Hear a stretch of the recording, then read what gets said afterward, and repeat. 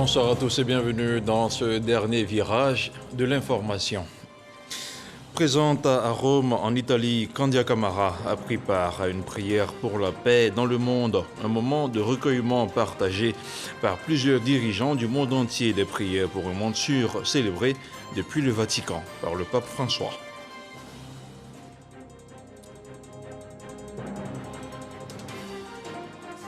Chaque année, au moins 800 000 personnes mettent fin à leur jour et d'autres plus nombreuses encore font des tentatives de suicide.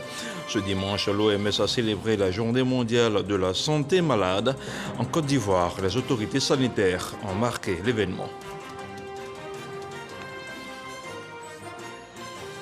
Et puis nous irons toute fin d'édition dans le nord-est du pays, plus précisément dans la localité de Teini. Ce soir, notre reporter Mahama Traoré nous fait revisiter certains vestiges coloniaux à l'abandon. Merci, voici les titres, merci d'avoir suivi les titres de ce journal et on démarre cette édition d'information avec l'Italie où séjourne depuis quelques jours la chef de la diplomatie ivoirienne, Candia Camara, a pris part à une prière œcuménique pour la paix dans le monde, une prière célébrée par le pape François et qui a vu la participation de plusieurs personnalités politiques et religieuses. On fait le point avec Michel Digré. La place Colisée de Rome, le temps d'une prière pour la paix dans le monde, a accueilli plusieurs personnalités politiques et guides religieux. La Côte d'Ivoire est représentée par une délégation conduite par la ministre Candia Camara.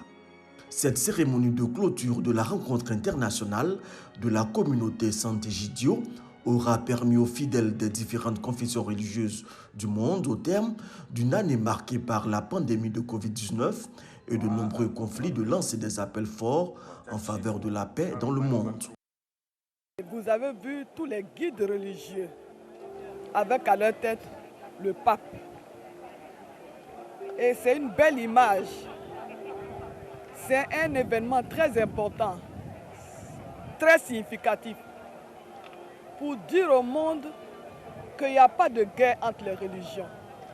Bien au contraire, les religions doivent se réunir. Après cette prière œcuménique, la ministre Candia Camara a rencontré les responsables de la communauté Sant'Egidio. Nous avons suivi le pays et aimé le pays depuis très longtemps et ça nous porte à avoir des programmes communs.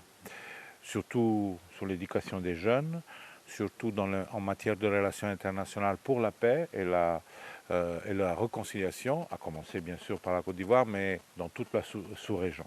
La sous-région est un moment difficile, la Côte d'Ivoire est un havre de paix et de stabilité, a des fortes institutions. Le président Ouattara a tout fait pour renforcer le pays en ces derniers 10 ans et je pense que Sant'Egidio va continuer à coopérer, surtout dans le domaine du dialogue interreligieux et de la paix. C'est une communauté qui encourage les leaders politiques ivoiriens à dialoguer et donc nous sommes venus leur dire ici que les conseils qu'ils ont souvent donnés à la Côte d'Ivoire et aux leaders, ces conseils-là sont bien suivis. Aujourd'hui, il y a un processus de réconciliation qui est en marche. Aujourd'hui, les Ivoiriens vivent ensemble, travaillent ensemble. Et donc, nous sommes venus partager tout cela avec M. Mario et nous voudrons le remercier, lui ainsi que ses collaborateurs, pour cette audience qu'il nous accorde aujourd'hui et surtout qui nous donne l'occasion de venir témoigner la reconnaissance du président Alassane Ouattara et de l'ensemble des Ivoiriens. La ministre des Affaires étrangères s'est par ailleurs rendue au Vatican où elle s'est entretenue avec Monseigneur Paul-Richard Gallagher, secrétaire pour les relations avec les États, sur les questions de stabilité et de réconciliation nationale. Et on poursuit ce moment de prière ici en Côte d'Ivoire avec cette cérémonie de consécration de 15 nouveaux évêques. Elle s'est déroulée à la mission évangélique de grâce au plateau de Cuy en présence du chef du cabinet du président de la République. On retrouve le témoignage de Patricia Omouitia. Voici les 15 nouveaux évêques de la conférence des évêques pentecôtistes et évangéliques de Côte d'Ivoire. Parés dans leur tenue d'évêque, ils ont été consacrés ici à la mission évangélique Grâce de paix, Meg-Vie. Notre mission est de parcourir tous les hameaux afin d'annoncer la bonne nouvelle, paître le troupeau du Seigneur, travailler à l'œuvre de Dieu dans notre nation et aussi à la réconciliation. Le parcours a été long, rempli de hauts et de bas, difficile. Je pense qu'aujourd'hui c'est une consécration. Je veux oublier le passé, je veux oublier tout ce qui est derrière moi parce qu'une lourde et grande responsabilité me choisit ce jour et je demande la grâce de Dieu pour pouvoir remplir cette charge. 50 au départ, 15 ont été retenus. Ils ont été chacun soumis au rituel de la consécration des évêques pentecôtistes et évangéliques. Lavage des pieds, signe de dépouillement, position couchée, signe d'humilité, onction d'huile, revêtement des tenues d'évêque, don de Bible et remise de parchemin pour clore le rituel de consécration du Collège des officiants de la CEPECI. Selon l'archevêque Guy Vincent Kodja, président de la Conférence des évêques pentecôtistes et évangéliques de Côte d'Ivoire, l'initiative de cette consécration est d'introduire chaque évêque dans la dimension divine afin d'œuvrer pour l'unité et la paix en Côte d'Ivoire. Aujourd'hui, nous avons eu la grâce d'élever 15 évêques au sein de la CEPECI, mais surtout 15 évêques en Côte d'Ivoire et pour toute la francophonie.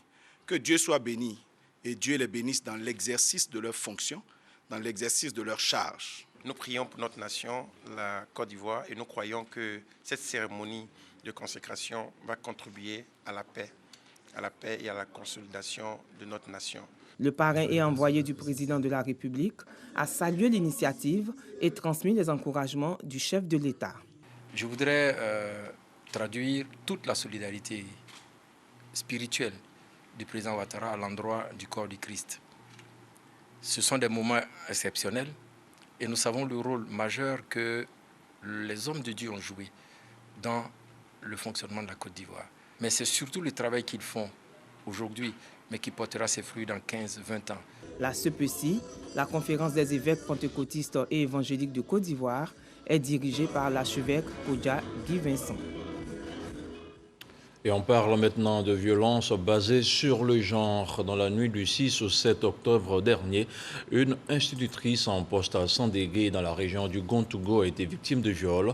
Un acte ignoble et répréhensif condamné de façon unanime par ses pairs.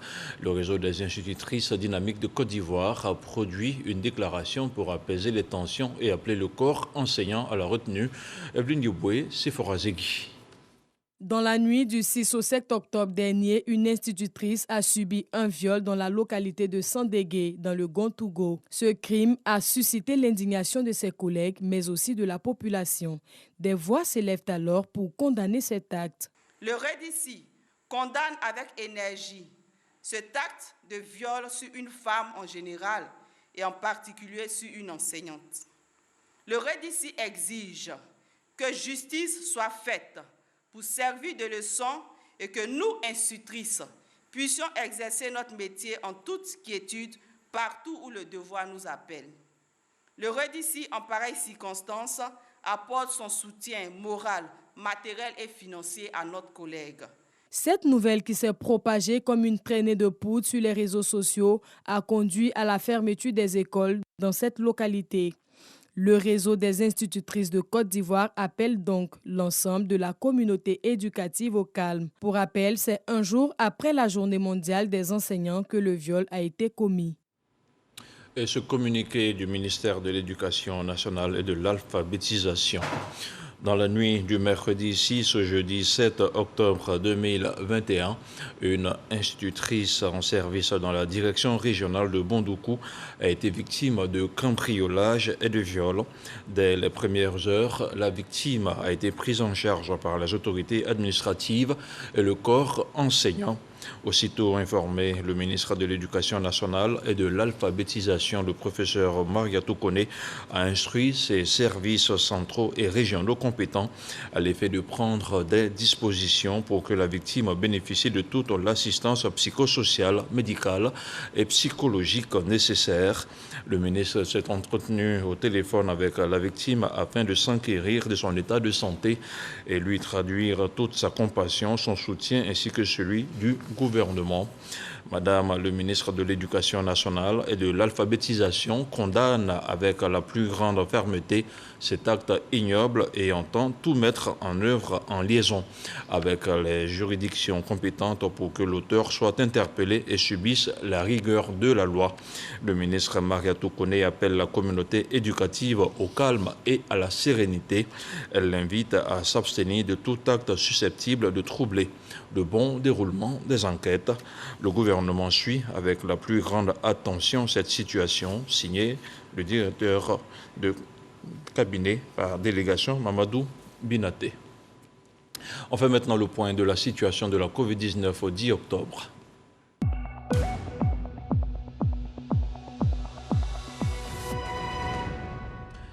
Le ministère de la Santé, de l'Hygiène publique et de la couverture maladie universelle a enregistré ce dimanche 10 octobre 34 nouveaux cas de Covid-19 sur 2489 échantillons prélevés, soit 1,4% de cas positifs, 76 guéris et 7 décès. À la date du 10 octobre 2021, la Côte d'Ivoire compte donc 60 819 cas confirmés, dont 58 893 personnes guéries, 666 décès et 1260 cas actifs. Le nombre total d'échantillons est d'1 044 828. Le ministre de la Santé, de l'Hygiène publique et de la couverture maladie universelle invite toutes les personnes de plus de 18 ans à se faire vacciner dans les centres dédiés. Il rappelle que la vaccination contre la Covid-19 est gratuite et volontaire. Le 10 octobre de chaque année, l'OMS sensibilise l'opinion publique sur les questions de santé mentale. Elle mobilise aussi les énergies en faveur d'une prise en charge efficiente des patients atteints de maladies mentales. Une journée commémorée en Côte d'Ivoire à travers le thème « Crise sanitaire et mentale, quel impact sur la population ?» Plus de détails avec Sephora Zegui. Hôpital psychiatrique de Bingerville, ici cohabitent 80 patients atteints de maladies mentales. 48 sont des cas sociaux.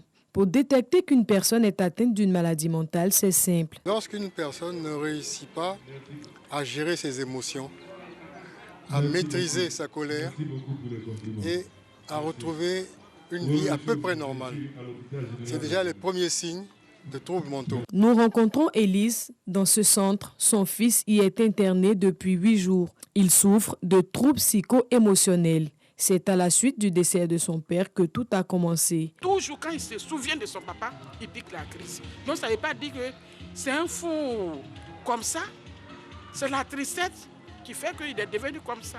La maladie mentale, bien que reconnue comme problème de santé publique, reste banalisée et ceux qui en souffrent sont presque abandonnés et stigmatisés. Les gens se plaignent que les parents abandonnent les malades. C'est le fait que c'est coûteux. Je suis venue, demain lundi, ça me fait 8 jours, mais je suis à 235 000. Si je n'ai plus rien à la maison et que les autres viennent, ils seront obligés d'abandonner mon enfant. La Côte d'Ivoire a un nombre important de personnes souffrant de maladies mentales selon l'OMS, mais la prise en charge demeure une problématique. Les médicaments de psychiatrie coûtent excessivement cher pour les bourses de la plupart des 3 quarts des malades qui viennent de milieux défavorisés. Donc il y a les malades qui sont bien pris en charge financièrement et les autres se débrouillent. Pour sensibiliser les acteurs du système sanitaire et informer les populations sur les troubles mentaux, une journée est dédiée. L'OMS s'engage à aider le pays à renforcer son système de santé mentale à travers tous les chantiers auprès du programme national de santé mentale en vue d'accélérer les progrès vers la couverture sanitaire universelle. Comme dans plusieurs pays, les données sur la santé mentale ne sont pas documentées. Selon l'OMS, la santé mentale reste encore un sujet sans grand intérêt du fait des préjugés. La Journée mondiale de la santé mentale est l'occasion pour nous de lutter contre la stigmatisation afin que davantage les personnes se sentent capables de demander de l'aide aux services de prise en charge dans toutes les régions de la Côte d'Ivoire. Le 10 octobre de chaque année est décrété Journée mondiale de la santé mentale par l'OMS. Et cette action du conseil municipal d'Anyama qui consiste à rapprocher davantage les populations du corps médical. 3 nouveaux quartiers et un village de la commune viennent de bénéficier chacun d'un centre de santé, des centres équipés et dotés de forages et de groupes électrogènes réalisés à hauteur de 245 millions de francs CFA. Le compte-rendu de Walter Amadou Ouattara. Elles sont visiblement heureuses, ces populations d'Anyama-Diamé, 4e extension. Leur quartier dénommé Dubaï dispose officiellement à partir d'aujourd'hui d'une maternité. L'hôpital est à 5 km d'ici. Il y a un marigot et lorsqu'il pleut, quand c'est rempli vraiment, étant une femme qui est en travail, il faut attendre que l'eau descende pour pouvoir traverser. C'était une torture. Nous sommes très heureux, nous les femmes de Dubaï. La caractéristique ici, c'est une maternité urbaine, mais dont on a greffé un service de soins. Le moment où nous avons 2 tables d'accouchement, nous avons une salle d'hospitalisation qui comportera les suites de couches et puis la salle d'hospitalisation proprement dite. Cette réalisation est à l'actif de l'équipe municipale dirigée par Amidou Silla. À travers la coupure de ruban, le maire inaugure symboliquement un ensemble de 4 centres de santé situés dans des quartiers et villages éloignés de la ville. En plus de Dubaï, il faut noter Belleville-Est, le quartier Cissé et le village Abébrouquois sont bénéficiaires chacun de pareilles réalisations pour un coût global d'environ 245 millions de francs CFA. Le maire Amidou Silla met à profit l'événement afin d'inviter les populations à adhérer avec conviction au message de sensibilisation du gouvernement relativement à la lutte contre la Covid-19. Je voudrais remercier le président Alassane Ouattara, grâce à qui nous avons pu réaliser ces centres de santé. Ici, nous avons plus de 5000 âmes, mais qui n'ont pas de salle de soins. Et c'est pour cette raison nous avons tout fait pour construire ces centres de santé pour mettre à la disposition des braves populations de Dubaï, de respecter la mesure barrière. Il y aura des infirmiers qui sont ici constamment pour les vaccinations. Et aujourd'hui, nous devons faire très attention avec ce Covid qui n'est pas fini et qui est mortel. Ce que je peux dire aux populations, c'est de venir se faire vacciner. Cette vaccination est gratuite. Dans ce centre de santé, un forage a été mis en service. Les poses de première pierre du futur marché et de l'école primaire publique de ce nouveau quartier ont été également effectuées. Hors du district autonome d'Abidjan, les populations de Dingouin, une localité située à 7 km de la ville de Biancouma, ont maintenant un centre de santé. Un soulagement pour ces populations qui peinaient à se faire soigner. Le nouveau centre de santé est un don d'un fils de la localité, notamment de l'ambassadeur Claude Saïs Soumaoro. Parrain de la cérémonie, le ministre Vagondo Diomandé a offert aux populations une ambulance médicalisée. Les témoignages d'Ève Boué. L'accès aux soins de santé à Dingouin, localité de 3000 âmes située à 6 km de Biancouma, constituait un souci. C'était difficile parce que quand les enfants tombent malades, on n'arrive pas comment soigner les enfants. On a tous les mille difficultés parce qu'il fallait parcourir des dizaines de kilomètres un peu pour pouvoir sécuriser un peu tes enfants, tes femmes, tes mamans. Ça nous fatiguait. Aujourd'hui, plus question de parcourir tous ces kilomètres. Les populations disposent d'un centre de santé avec un plateau technique relevé. Un don de l'ambassadeur Claude Saïs Soumaoro, fils du village, par ailleurs chef de cabinet du président de la République. Oui, faire la politique, c'est apporter un mieux-être aux populations. Et je suis constamment aux côtés du président Ouattara, qui a fait du développement son idéal, son credo. Et je pense que nous qui avons la chance d'être aux côtés des grandes personnalités de la dimension du président Ouattara, mais qui pouvons faire un peu plus pour nos populations au-delà de nos propres personnes, nous posons des actes comme ceci. Un centre de santé. Vous voyez, je suis très heureux lorsque j'entends la sage-femme me donner le nombre de naissances. Je suis heureux d'entendre l'infirmier me dire le nombre de cas qu'il traite. C'est cela fait de la politique. L'infrastructure est baptisée Louati Soumaoro du nom du géniteur du donateur. Le parrain de la cérémonie d'inauguration, le ministre de l'Intérieur et de la Sécurité, cadre de la région du Tonkpi, offre au centre de santé une ambulance médicalisée. L'initiative du donateur est saluée et encouragée. Qui dit la santé dit la vie. C'est tout un symbole. C'est pourquoi nous sommes associés à cet événement en accompagnant justement le donateur pour renforcer les capacités de ce centre. Saïd Claude montre l'exemple. C'est pour dire aussi que tous les cadres doivent à côté de l'État contribuer à soulager nos parents vis-à-vis des problèmes de développement que nous avons dans cette région. Les populations de Dingouin espèrent être bientôt soulagées d'une autre difficulté, l'accès à l'eau potable. La localité, du fait de sa population grandissante, a grand besoin d'un château d'eau.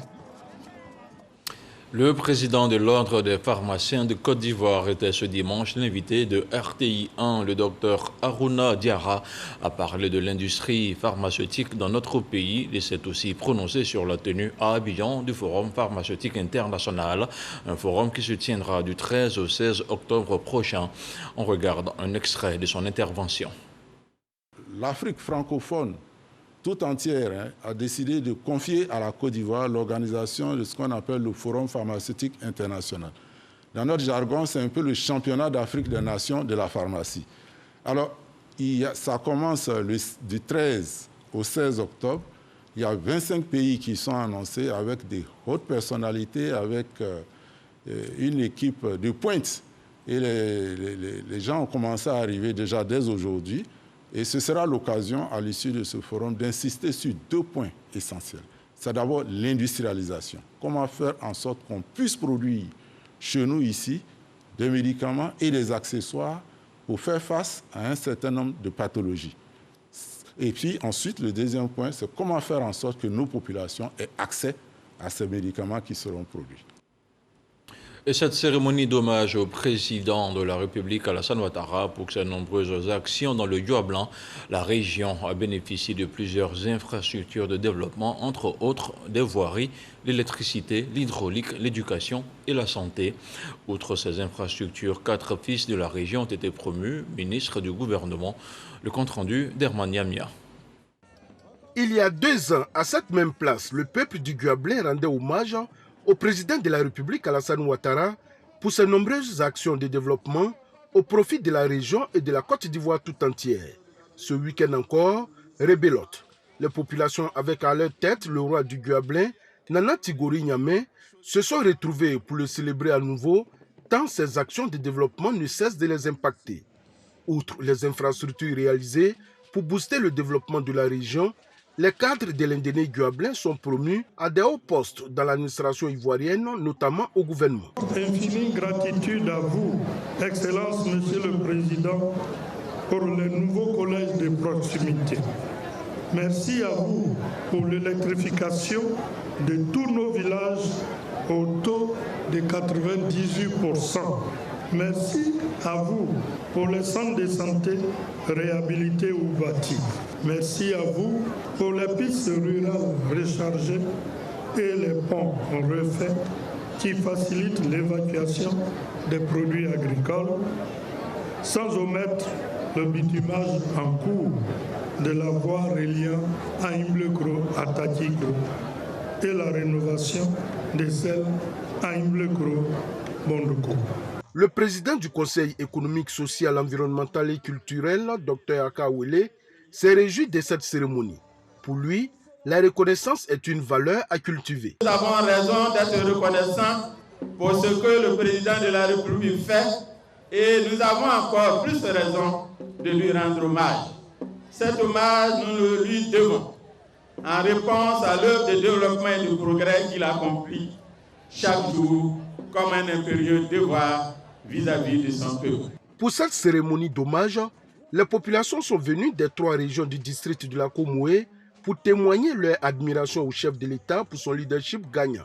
La route, vous avez vu, de Bongwanou à Nimblekro, nous avons fait 1h45 pour arriver. Si c'était avant, nous allons faire 3 heures du temps. Et c'est ce que nous recherchons. Pour le haut patron de la cérémonie, Théophile Awandoli, le président de la République Alassane Ouattara mérite d'être encouragé car selon lui, Il est le véritable disciple d'Houphouët-Boigny, le père fondateur de la Côte d'Ivoire moderne. Ces journées de reconnaissance, ces journées d'hommage, je crois que ça devait se multiplier. Pour qu'après tout, le président Ouattara, c'est un être humain, qu'il ait le courage de continuer. Les populations du Guablin ont assuré au président de la République qu'elles lui seront toujours fidèles, car, diront-elles, c'est grâce à lui que leur région compte parmi les plus belles de la Côte d'Ivoire. Autre chose à présent, pour relancer un secteur fortement touché par la crise sanitaire, la promotion du tourisme domestique revient au cœur du jeu. Dans le département de Téini, dans le nord-est de la Côte d'Ivoire, on trouve encore des vestiges de l'époque coloniale, des tranchées de guerre au cimetière colonial. Mahama Traoré a visité pour vous des sites chargés d'histoire. Voici son focus. Situé à l'extrême nord-est de la Côte d'Ivoire, Téini a le profil type des paisibles cités de l'intérieur du pays. L'ambiance est moins dense que celle des grandes villes et chacun des 15 000 habitants s'affaire comme il peut. Le département de Téini est frontalier au Burkina Faso et a la particularité d'être à la lisière du parc national de la Comoé. Téini porte aussi des empreintes de l'ère coloniale et cela est bien visible sur le sol rocheux que l'on rencontre à l'entrée de la ville. Ces fossés creusés par des bras valides datent des années 30. Dame Ouattara a vu son père subir ces pénibles travaux forcés. Lors de comment on appelle la restauration, certains ne pouvaient pas manger du fait du sang qui coulait de leurs paumes, à force d'attraper la manche de la pelle pour travailler et puis la pioche pour travailler. Les raisons que les Blancs évoquaient pour la creuser de ces tranchées-là, ils disaient qu'il y avait une guerre qui venait. Et quand la guerre allait arriver, les gens allaient courir et puis se réfugier dans ces tranchées-là.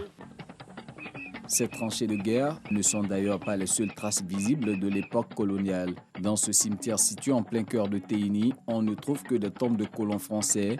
Ici reposent des explorateurs qui ont voulu percer le mystère de cette ville. Cette histoire qui a tout l'air d'une fable a traversé des décennies et des générations. L'un des anciens la connaît bien. Nous avons la colline sacrée, qui est le dieu même du village qu'on appelle Bokole.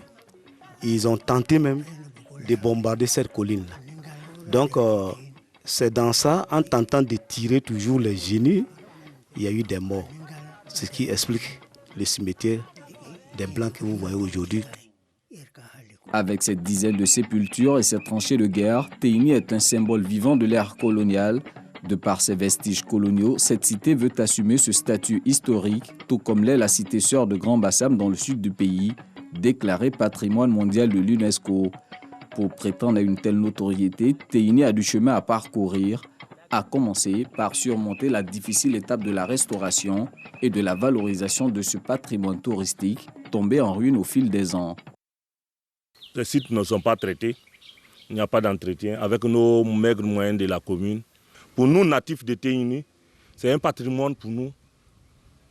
Ce qui nous rappelle toujours l'existence du travail forcé. Je voudrais demander au ministère du Tourisme et au ministère de la Culture de pouvoir venir découvrir à Téini ici ces sites et voir dans quelle mesure nous donner un coup de main pour pouvoir valoriser ces sites.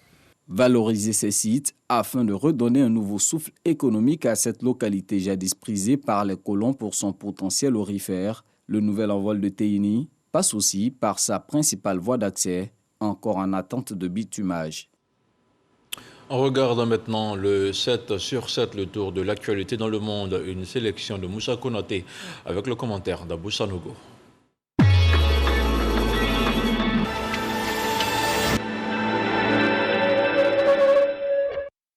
Le porte-parole du gouvernement taliban, Zabiullah Mujahid, a annoncé qu'une cache des éléments de l'État islamique dans le nord de Kaboul a été détruite et ses occupants tués.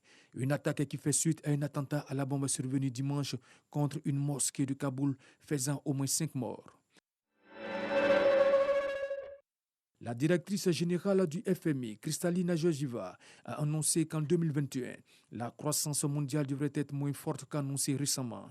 Elle estime qu'au regard de l'écart grandissant, si les pays riches reviennent à leur niveau d'avant la pandémie d'ici 2022, les pays émergents et en développement mettront encore de nombreuses années à se remettre de la crise provoquée par la Covid-19.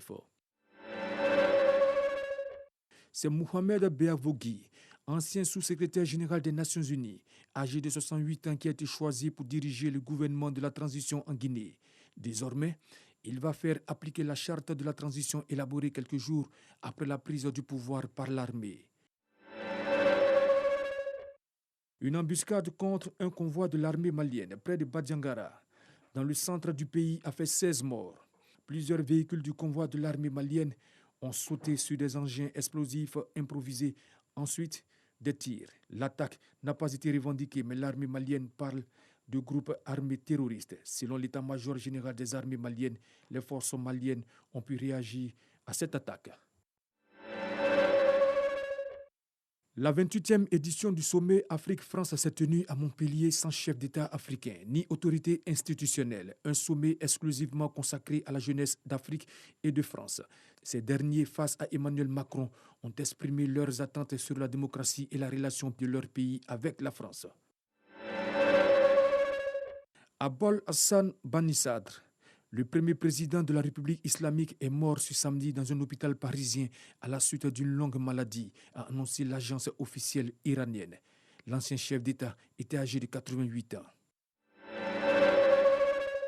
Un avion L-410 transportant des parachutistes s'est écrasé ce matin dans la région russe de Tatarstan, a annoncé le ministère des situations d'urgence. 23 personnes étaient à bord de l'avion.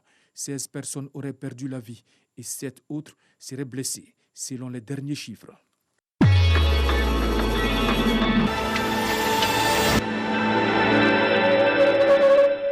Et c'est la fin de ce dernier carrefour d'information de la semaine qui se referme aussi. Demain est un autre jour. Bonsoir et que la paix soit chez vous.